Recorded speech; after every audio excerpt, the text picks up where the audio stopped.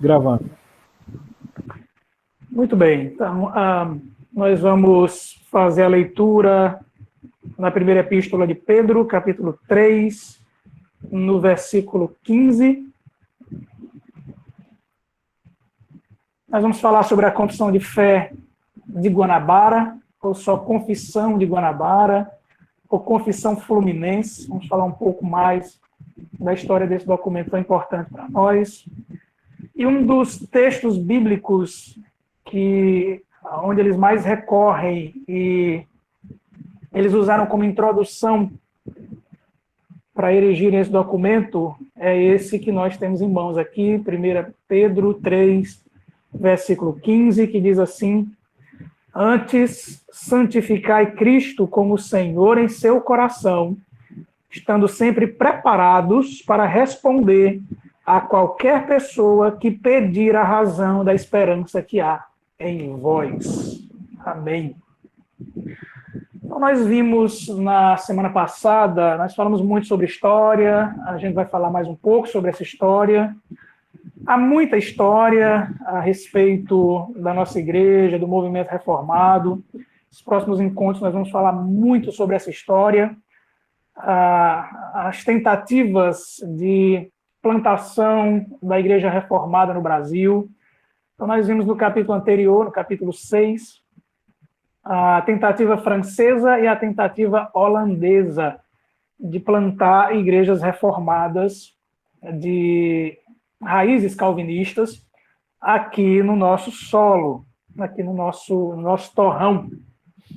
E aí nós vimos que as duas tentativas elas foram frustradas, mas elas deixaram suas raízes.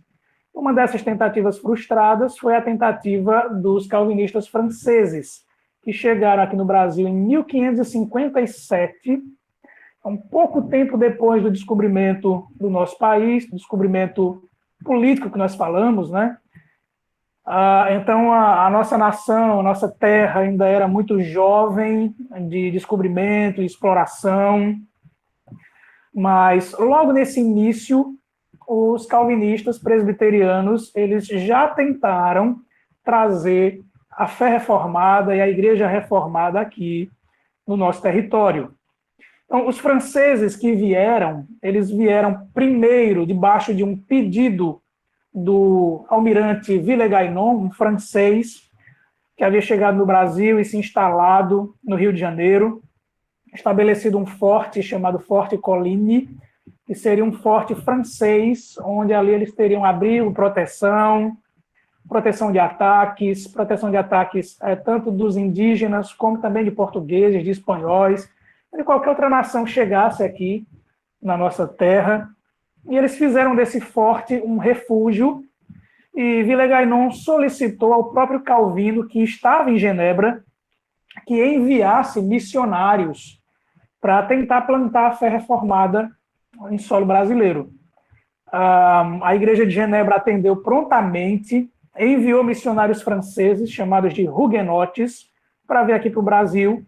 Eles chegaram em 1557, e menos de um ano depois, pelo próprio Villegagnon, que os chamou, que os convocou, que os solicitou ao próprio Calvino, ele mesmo resolveu mandá-los de volta, e posteriormente, alguns que ficaram, ele os executou como hereges. Antes de executá-los, ele havia prendido esses franceses e havia dado a eles um documento com um questionário, uma série de perguntas, onde eles deveriam, em 12 horas, responder todo esse questionário para serem avaliados em relação à sua fé, uma vez que Villegagnon, que havia afirmado a fé reformada, crer na fé reformada, ele mesmo, pouco tempo depois que os calvinistas chegaram, ele abriu mão de suas convicções de fé e aderiu a vários conceitos que ele já outrora defendia, que eram conceitos católicos. E ele exige, então, que esses franceses se retratem e façam isso a partir de um documento. E eles, então, na prisão, com apenas um exemplar da Bíblia e com 12 horas para preencherem as respostas, O resultado é um documento brilhante, uma típica confissão de fé reformada, uma expressão da fé reformada europeia, de raiz calvinista, e o resultado foi que eles foram considerados como hereges e foram mortos, a grande maioria deles. Então, nós vamos entrar no capítulo 7, que trata mais pontualmente desse documento, que é a Confissão de Fé de Guanabara, que é, para nós brasileiros, um documento extremamente importante. O que é que o Marlon está dizendo aí? Acabei perdendo. O Marlon está dizendo, no caso, ao invés de negarem a fé, eles reafirmaram suas convicções desses escritos. Exatamente, Marlon. Ao invés de negar a fé, eles reafirmaram a fé. E nós vamos falar aqui um pouco sobre o que era esse documento, qual era o conteúdo desse documento, nos seus 17 parágrafos, cada um deles com 5, 6 seções. Então, vamos continuar aqui falando sobre esse documento importante para nós brasileiros. Nós podemos dizer que existe um documento reformado, uma confissão de fé reformada brasileira, escrita aqui no nosso solo, numa tentativa de plantação da fé reformada no nosso país. Então vamos lá, vamos continuar aqui. O que os nossos autores, o Alderi Souza de Matos e o Adão Carlos do Nascimento, eles falam a respeito da confissão de fé. Eu vou ler alguns pontos, a gente para comentar um pouco. Eles dizem assim, conforme vimos, o vice-almirante Villegagnon entrou em conflito com os huguenotes sobre questões doutrinárias e os expulsou da colônia. No dia 4 de janeiro de 1558, eles partiram para a França a bordo de um velho navio. O navio tinha pequena capacidade e, somados os marujos e os passageiros, havia 45 pessoas a bordo. Era um navio muito pequeno. Alguns dizem que a capacidade era para metade dessa embarcação aqui. Então, havia o dobro. E, obviamente, a viagem seria muito difícil. Então, não demorou muito, começou a entrar água em muitos pontos do casco do navio, e o comandante do navio avisou que não tinha suprimento para todos. Então, além de estar entrando água no barco, o capitão do navio disse, olha, eu não sei o que é que a gente vai fazer, porque a viagem durou quase 5 meses. Como é que a gente vai passar esses quase 5 meses dentro desse barco sem suprimento para todos? Então, a viagem vai ser muito complicada. E aí, quando o almirante falou que os suprimentos eram poucos, alguns deles resolveram voltar. Eles já estavam no barco, na embarcação, e resolveram voltar. Então, à vista disso, Jean Delair e alguns companheiros se ofereceram para voltar à terra. Delair desistiu, ele já tinha entrado no bote que ia voltar, mas ele desistiu, ficou com a embarcação e voltaram 5, dentre eles Pierre Bourbon, Jean de Bordeaux, Mathieu Vernu, perdoem meu francês, André Lafont e Jacques Le Ballet. Então, esses 5, eles retornam para a Baía de Guanabara, retornam para o Forte Colline, e quando eles chegam lá, eles são até cordialmente recebidos por Villegagnon, mas demorou apenas 12 dias. Com 12 dias que eles tinham chegado, Villegagnon já os considerou como traidores, como espiões, e aí decidiu executá-los por heresia. Antes de executá-los, ele era um representante do rei Henrique II, ele podia fazer isso, podia executá-los, ele podia exigir que eles fizessem uma confissão de fé e podia julgá-los como hereges ou não. O Villegagnon opta por prendê-los e formular esse questionário e entregá-los com um único exemplar da Bíblia para que eles, em 12 horas, preenchessem todo esse documento. Então, tudo que eles tinham em mãos era um único exemplar da Escritura e eles não eram teólogos. Só tinha um deles que era teólogo, que era o Le Ballet.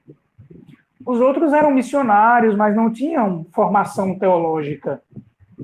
Então, tudo que eles tinham era essa Bíblia, não eram teólogos, não eram teólogos de formação, e aí eles tinham que redigir esse documento. E para redigir esse documento, para apresentarem as respostas, eles escolheram Jean de Bordeaux.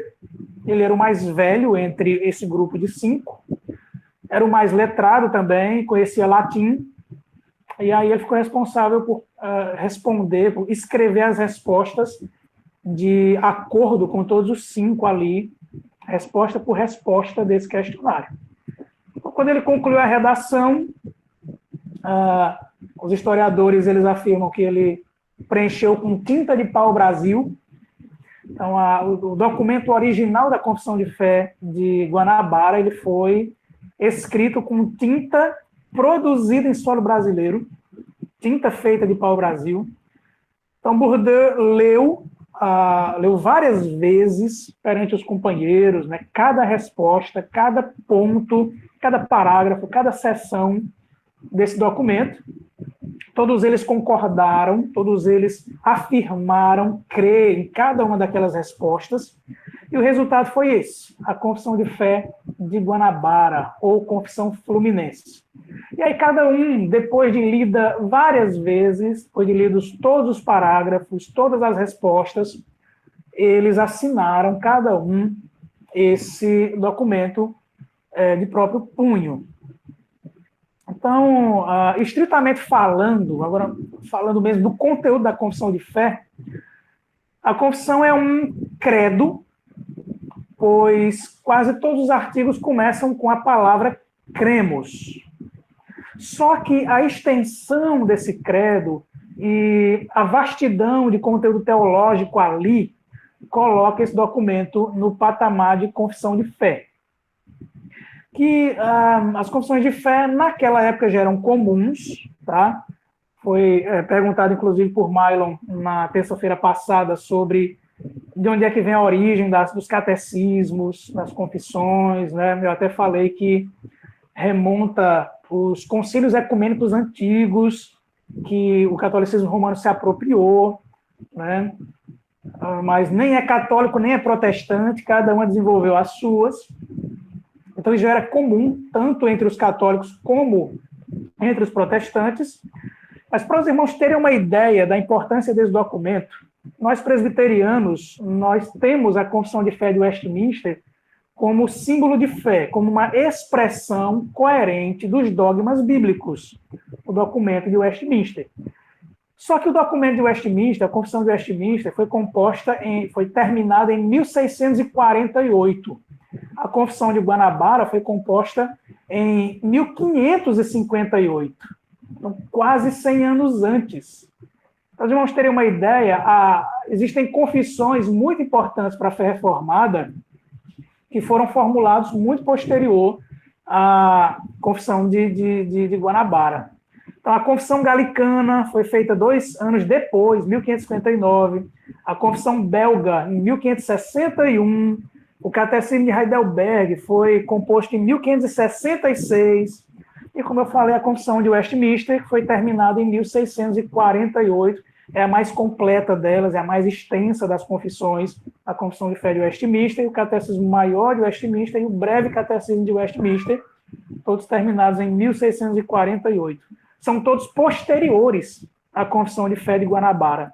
Então, antes de lá em Londres, na Basílica de Westminster, os teólogos de Westminster estarem lá nas mais de 100 reuniões para tratarem dos dogmas da igreja, e o resultado foi a Confissão de Fé de Westminster. Quase 100 anos antes, aqui no nosso país, já havia sido produzida uma Confissão de Fé estritamente reformada, com um conteúdo maravilhoso. Então, importante esse documento para nós, como que nós brasileiros precisamos conhecer esse documento. Então, a introdução desse documento, ela faz uma aplicação do texto que a gente leu, de 1 Pedro 3,15, e ela é composta por 17 parágrafos de diferentes tamanhos. Alguns tratam de 5 ou 6 questões ou seções principais. Então, os parágrafos de 1 a 4 tratam do dogma da doutrina da Trindade. em especial a pessoa e obra de Cristo e suas duas naturezas. Então, tem 4 parágrafos, cada um com 5, 6 perguntas ou sessões, tratando sobre a Trindade e dando um enfoque na pessoa e obra de Jesus e suas duas naturezas. Os parágrafos 5 a 9, eles tratam da doutrina dos sacramentos, e a ceia do Senhor é reafirmada por eles de maneira tipicamente reformada como um meio de graça. Inclusive, esse foi um dos principais pontos pelos quais eles foram considerados hereges. Porque o catolicismo cria na transubstanciação, que pão e vinho, eles se transformam completamente no corpo e no sangue de Jesus. Os reformadores negaram isso, Calvino negou isso e entendeu o sacramento da ceia como uma manifestação da graça de Cristo. Ele está presente espiritualmente e não fisicamente, corporeamente, naqueles elementos onde ele compartilha a sua graça com a sua igreja. Então, eles afirmaram isso em... Marlon está perguntando, é um memorial também? É sim, só que há uma divergência entre as visões de Zwinglio e de Calvino. Para Zwinglio era apenas um memorial, era só um lembrete do que Jesus já havia feito. Para Calvino, além de lembrete, além de memorial, os sacramentos, a ceia do Senhor, era uma forma do próprio Cristo, espiritualmente, compartilhar de graça, alimentar espiritualmente o seu povo. Então havia algo mais profundo na compreensão de Calvino acerca da ceia do Senhor. Não era um mero memorial, era uma forma do próprio Cristo alimentar sua igreja espiritualmente. Então eles tratam do assunto da ceia nos parágrafos 5 a 9. Eles tratam em 4 artigos, eles tratam da ceia, e em um artigo eles tratam do batismo.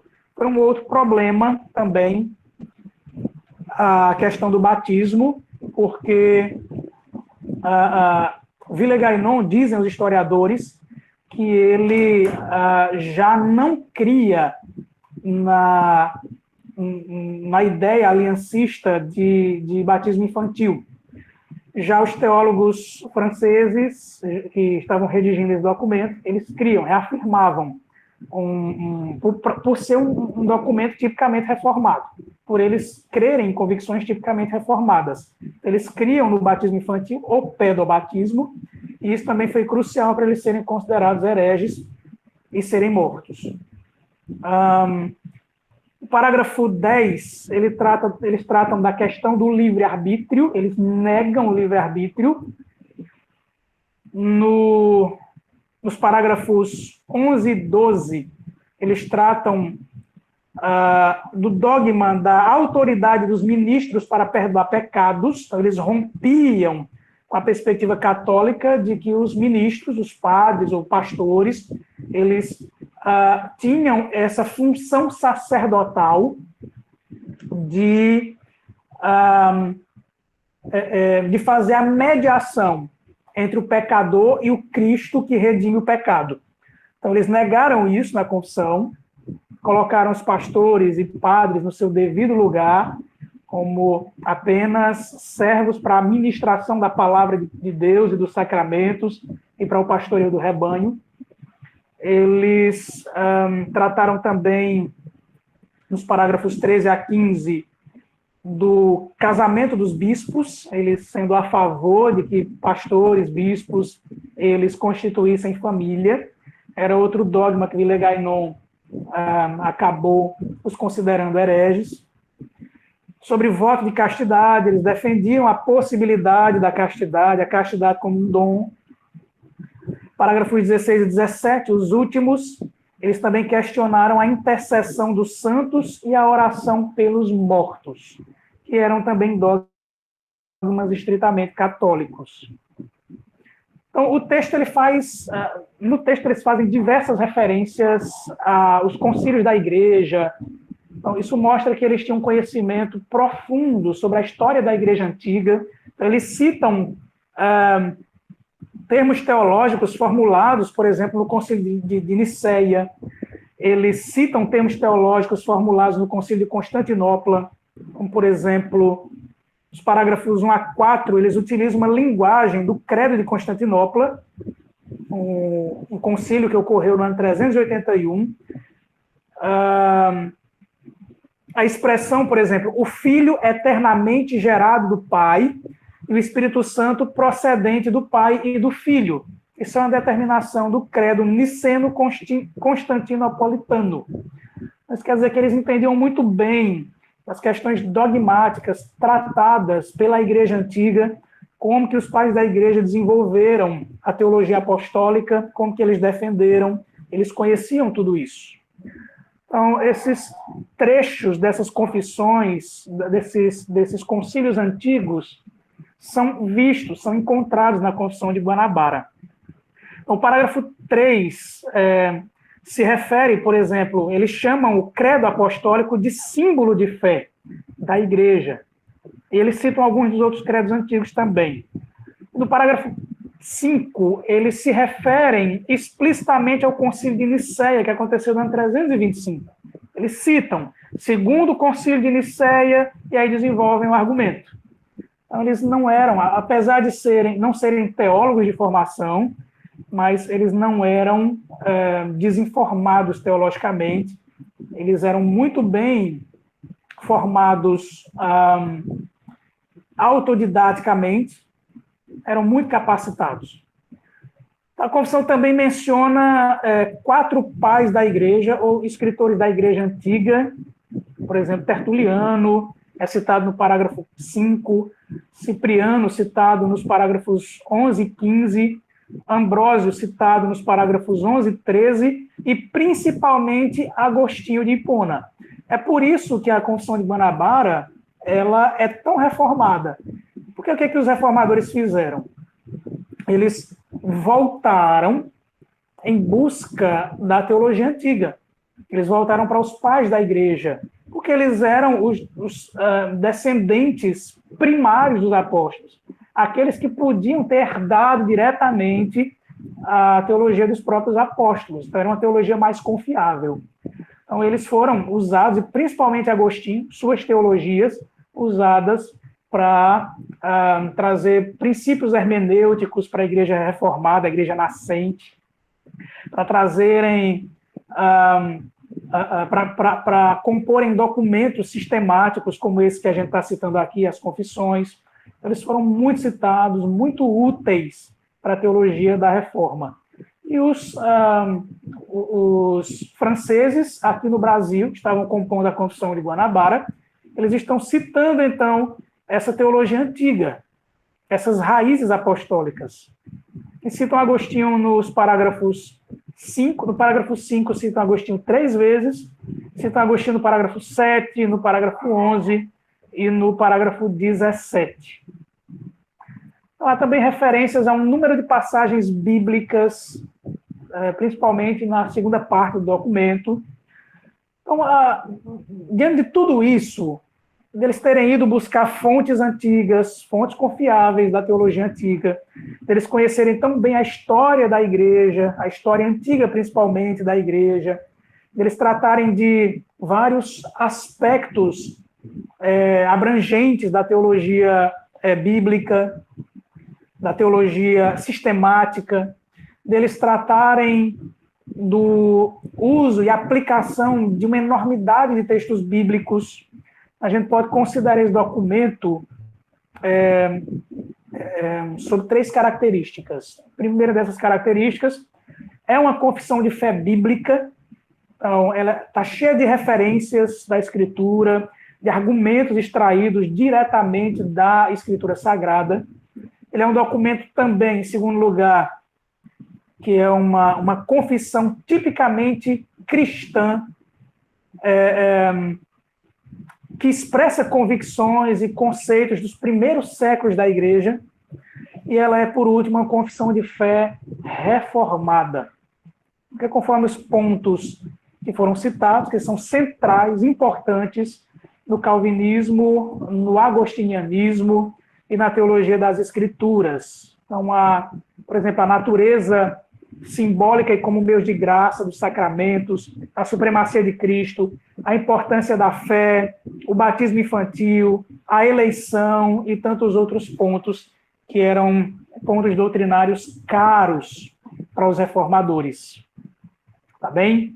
Então, essa é a nossa confissão de fé tupiniquim, brasileira, que precisa ser resgatada para a nossa igreja. O que aconteceu quando eles entregaram esse documento, então, a Avila Gainon? Então, quando o documento foi recebido, quando essa confissão foi recebida, o comandante, né, Avila Gainon, obviamente, logo os considerou heréticos em vários dos artigos que haviam ali, especialmente aqueles relativos aos sacramentos, como a gente já falou,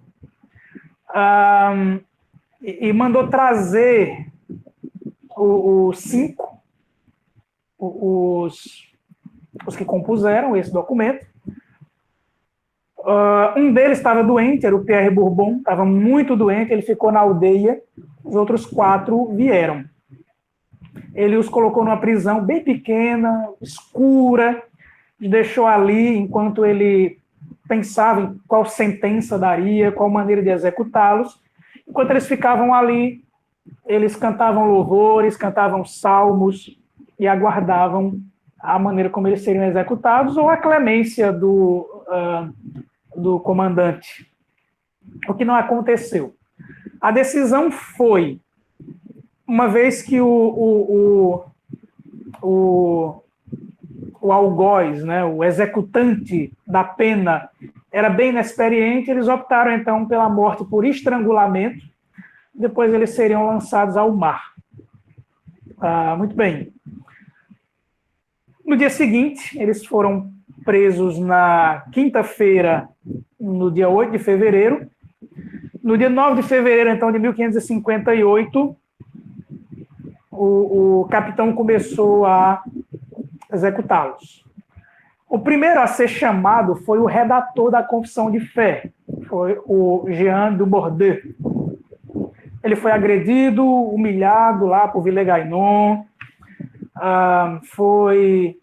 Eles escolheram uma rocha, uma parte mais alta, mais elevada, próximo ao forte, onde eles seriam executados. Então, ele foi escoltado até lá, foi conduzido até aquele lugar de execução. Durante todo o percurso, os historiadores contam que ele foi cantando salmos, cantando louvores no caminho. Antes dele ser morto, estrangulado, ele orou e depois foi sufocado. Foi morto, sufocado e lançado ao mar. O segundo foi Mathieu Verny. Ele perguntou por que estava sendo executado. Diante da resposta, observou que 8 meses antes, o almirante Villegagnon havia confessado as mesmas coisas, confessado publicamente as mesmas coisas, os mesmos pontos doutrinários pelos quais ele estava condenando à morte os reformados. Depois ele orou, pediu a Villegagnon que, em vez de matá-lo, o tomasse como escravo. O almirante, então, disse que se ele se retratasse, se ele abrisse mão de suas convicções, ele ia pensar no assunto. Verny, então, preferiu morrer a abrir mão de suas convicções. André Lafon foi o terceiro. Só que Lafon ele se deixou persuadir. Então, havia alguns auxiliares de Villegagnon que faziam o traslado dos que iam ser executados. Ele recebeu algumas dicas de como ele poderia escapar da sentença de morte. E aí, quando ele foi questionado por Villegagnon sobre as afirmações feitas ali no documento, André Lafon acabou titubeando da fé, pedindo que Villegagnon o comprovasse nas escrituras, e se realmente fosse comprovado que ele era um herege, ele abriria mão de suas convicções e pediu clemência para não ser executado, pediu uma oportunidade. e disse que não batia o martelo convictamente de todas aquelas afirmações. Então, ele foi poupado. O outro, ele ficou preso, né? O Lafon ficou preso na fortaleza, depois foi trabalhar como alfaiate. Depois veio o Pierre Bourbon, que foi conduzido pessoalmente por Villegagnon e alguns auxiliares da casa onde ele estava gravemente ferido. Lembra que tinha um que tinha ficado, estava enfermo, né, gravemente enfermo. E aí eles procuraram Pierre Bourbon, prometeram a ele que estavam vindo para tratar de sua enfermidade. Era bobagem. Ele teve o mesmo destino dos outros que morreram. Ele foi estrangulado e depois jogado ao mar. Quando foi 10 horas da manhã, Villegagnon reuniu todo o povo e lhes dirigiu palavras de cautela contra aquela seita. Então, antes, a fé que ele proclamava, ele agora estava chamando de seita. E ele lhes disse que tomassem cuidado com esses, com os reformados, ou qualquer outra tentativa de trazer a fé reformada para o Brasil. Então, como os autores aqui colocam, em sinal de regozijo pelas execuções, mandou fazer farta distribuição de víveres aos seus servos. Então, ele chamou todo mundo lá, depois de ter executado os 4, ele dá presentes para os seus súditos que estavam ali. Depois ele voltou para a França, Villegagnon, e volta para a França, e escreve alguns documentos contra a fé reformada, que é depois refutada por várias dessas confissões de fé reformadas que nós temos hoje. Jacques Le Ballet conseguiu escapar. Alguns acreditam que ele veio para o Brasil na primeira expedição. Ele era eloquente, era versado em espanhol, latim, grego, hebraico.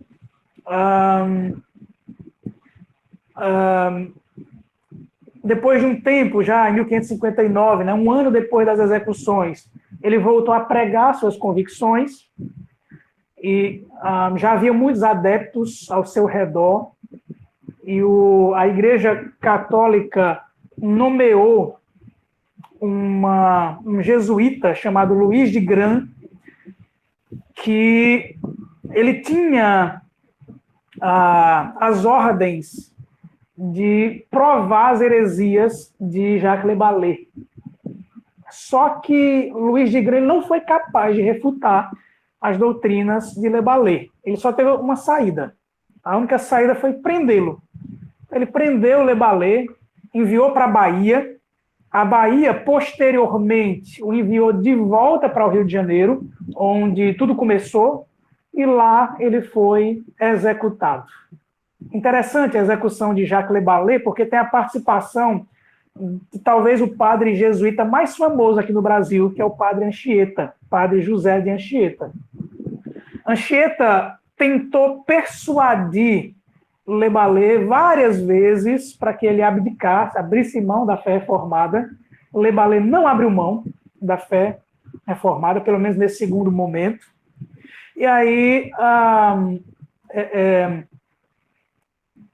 José de Anchieta teve uma participação fundamental na execução de Le Ballet, porque ele chegou para o Carrasco e pediu que ele antecipasse a morte de Le Ballet, porque ele havia conseguido converter Le Ballet do calvinismo para o catolicismo, e temia que Le Ballet, posteriormente, né, se demorasse muito a execução, ele abrisse mão dessa mentirosa conversão. Então, Le Ballet foi executado, mesmo assim, mas foi executado sob os auspícios de Padre José de Anchieta. O que aconteceu, então, com esse documento que foi publicado ali? Como que ele foi preservado? O que aconteceu foi o seguinte: posteriormente, outros franceses foram embora para a França, voltaram para a França e levaram esse documento.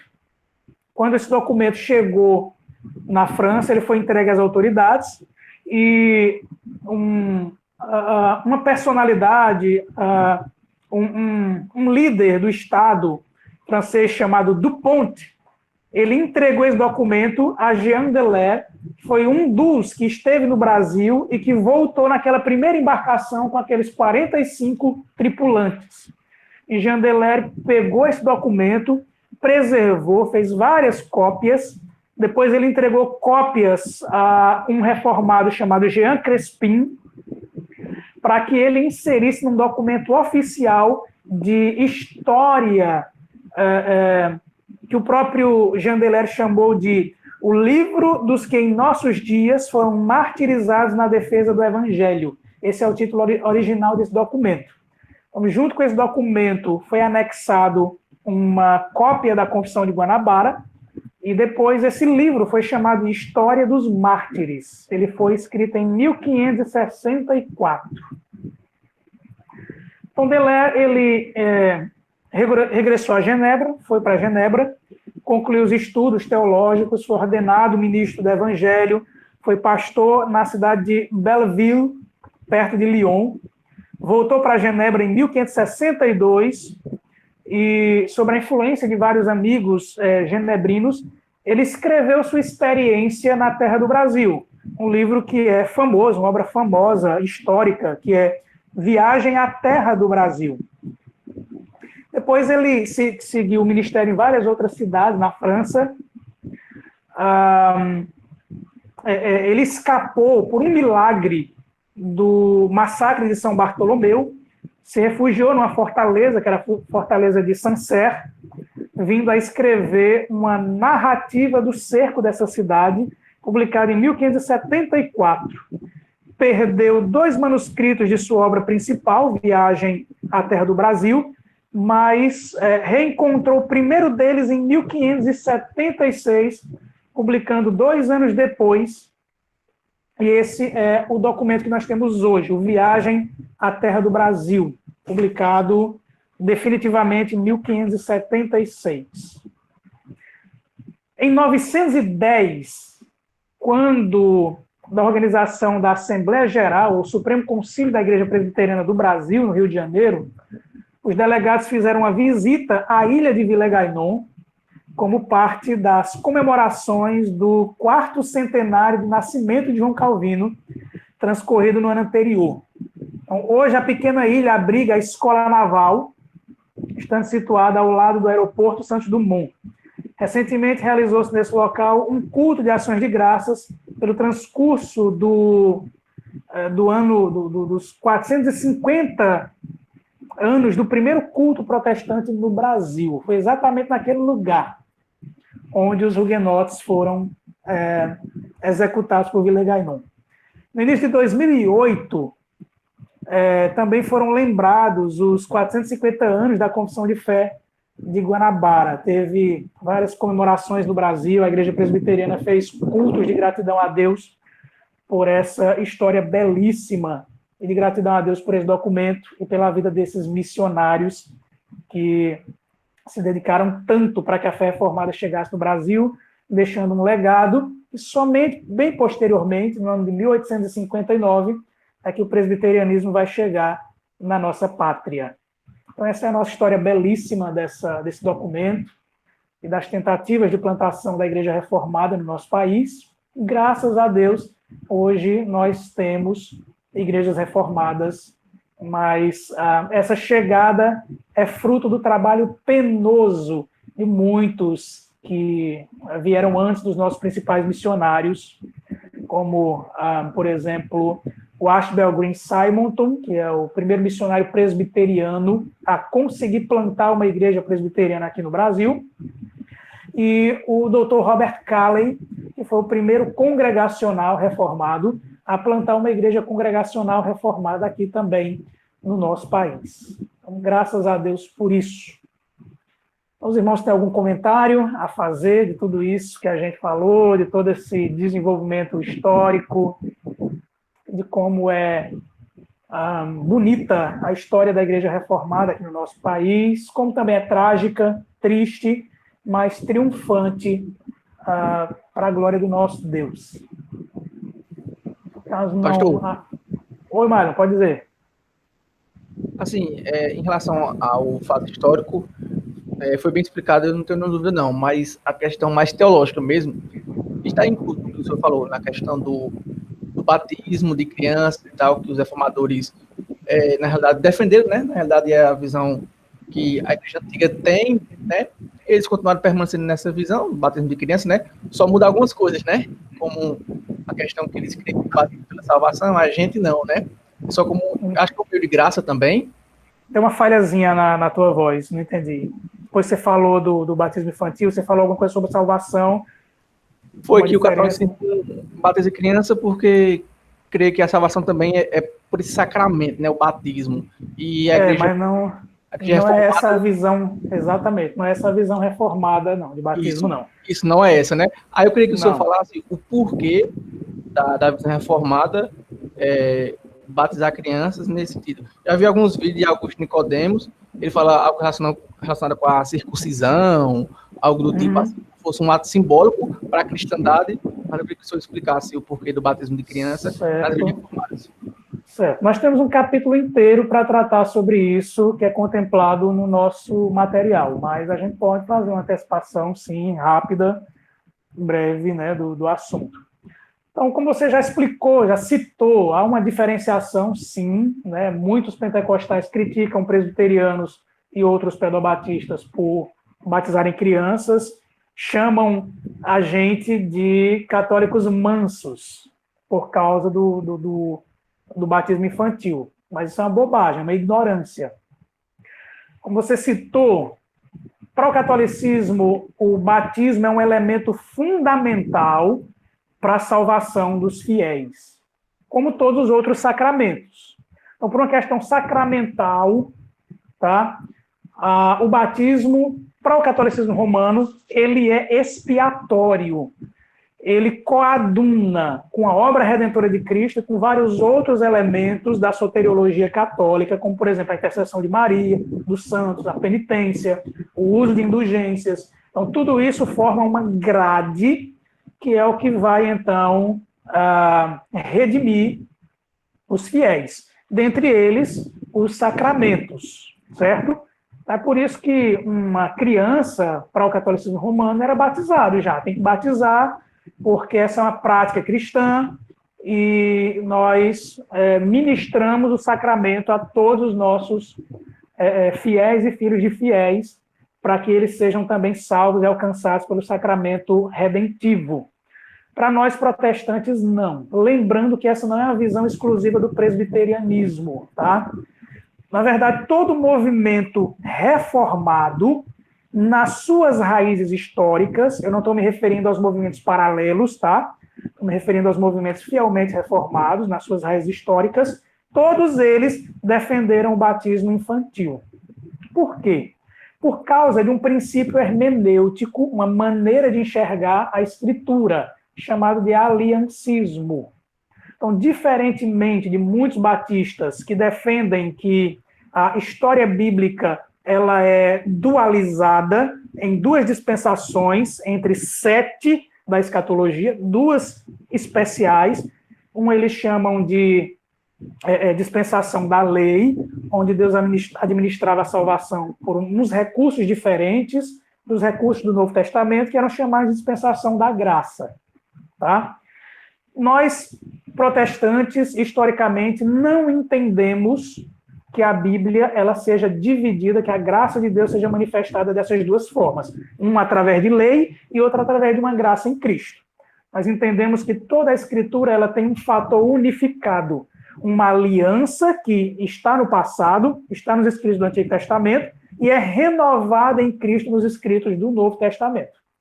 Então, nós entendemos que há uma continuidade. Existem descontinuidades? Existem. Existem elementos que são cumpridos em Cristo, como, por exemplo, o sacrifício de animais. Por que a gente não sacrifica mais animais? Porque Cristo foi o sacrifício perfeito. Mas como no Antigo Testamento Deus estabeleceu um símbolo para marcar a entrada daquele indivíduo no seu povo, no meio do seu corpo, que no Antigo Testamento era o povo de Israel, havia um sinal, havia um selo, que era a circuncisão, que era ministrada em crianças no 8º dia de nascidos. Então, uma criança no Antigo Testamento, se é do sexo masculino, se ela não tivesse sido circuncidada, ela era para ser lançada para fora do arraial e ser morta, porque ela era considerada uma adoradora dos deuses de Canaã, juntamente com toda aquela família. Então, os pais tinham que ser responsáveis pelos filhos, de levar os seus filhos ao sacerdote para ministrar o sinal de pertencimento no povo de Deus, que era a circuncisão. No Novo Testamento, nós temos uma renovação dessa aliança. Ao invés de ser o Israel antigo, aquele povo peregrino, nós temos agora uma igreja formada a partir da obra redentora de Cristo, mas que eram crentes no Cristo que foi pregado pelos seus antepassados, um Cristo que foi pregado no Antigo Testamento como prova dessa continuidade. Então, não é à toa que Jesus, quando ele inaugura essa renovação dessa aliança, ele estabelece um sinal que era típico da aliança anterior. Na aliança anterior não havia um sinal, que era a circuncisão. O próprio Jesus é quem estabelece um sinal na renovação dessa aliança, que não era mais mediada por sacerdotes, que não era mais mediada a administração do perdão através de sacrifícios, mas agora através do sumo sacerdote, que é Cristo Jesus, o Senhor, e ele sendo também o próprio sacrifício. Ele estabelece um sinal, que é, então, o batismo. Então, da mesma forma como era administrado no Antigo Testamento para famílias dentro da aliança, nós entendemos que no Novo Testamento é a mesma coisa. É um sinal aperfeiçoado. Enquanto a circuncisão ela era apenas para meninos, o batismo ele é para homens e mulheres de idades diferentes. Alguém que se converte com 30 anos pode ser batizado com 30 anos, e alguém que é filho da aliança, que nasce num lar crente, que nasce debaixo da responsabilidade de pais que vão discipular, que vão evangelizar essas crianças, nós cremos, assim como no Antigo Testamento, que os pais assumiam essa mesma responsabilidade, que os nossos filhos também são filhos dessa mesma aliança renovada em Cristo Jesus. Tá? Por que nós não entendemos que o credo, o confessar, é essencial para que o batismo seja ministrado? Primeiro, porque nós não cremos que o batismo é essencial para a salvação de ninguém. O batismo não salva. Quem diz isso é o catolicismo e algumas igrejas que surgiram do movimento pietista, que foi onde as igrejas que tiveram contato com a reforma protestante começaram a abrir mão do batismo infantil, foram profundamente influenciados por esse movimento pietista. Foi justamente quando eles observaram que, séculos depois, havia um tipo de cristianismo reformado nominal, pessoas que nasceram na igreja, mas que eram apenas acostumados a congregar, que não davam um bom testemunho de vida cristã, e os pietistas acusaram que a culpa de tudo isso, de haver crentes nominais, era do batismo infantil. Então, eles romperam com o batismo infantil, e aí, para nossa surpresa, não resolveu o problema. Olhe nas igrejas que não batizam crianças, se também não tem crentes nominais. Se não tem crentes dando escândalo. Se não tem crentes que foram batizados na idade adulta, quando foram na frente do pastor, na frente dos oficiais, na frente da igreja, publicaram sua fé e depois abriram mão. Tá? Então, isso é prova de que não é o fato de ser batizado na infância ou o fato de ser batizado na idade de poder publicar a sua própria fé que resolve o que dá credibilidade à crença daquela pessoa. Tá?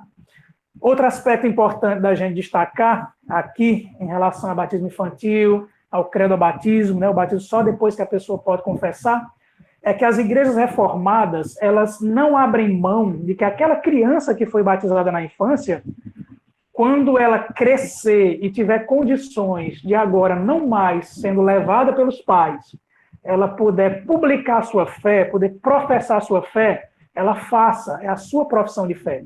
Então, nas igrejas reformadas e presbiterianas, se uma criança é batizada na infância, ela não tem participação no sacramento da ceia. Ela só vai participar da ceia quando ela tiver condições de publicar a sua fé. Tá?